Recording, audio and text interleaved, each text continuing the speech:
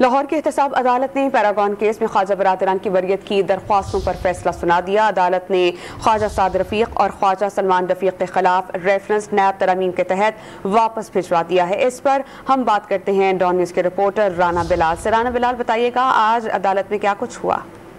जी देखें, लाहौर की एहतसाब अदालत ने वफाकी वजीर रेलवे ख्वाजा साद रफीक और उनके भाई ख्वाजा सलमान रफीक की बरीयत की दरखास्तों पर फैसला सुना दिया है और अदालत ने ख्वाजा बरादरान के खिलाफ पैरागॉन हाउसिंग रेफरेंस नैब को वापस भिजवा दिया है।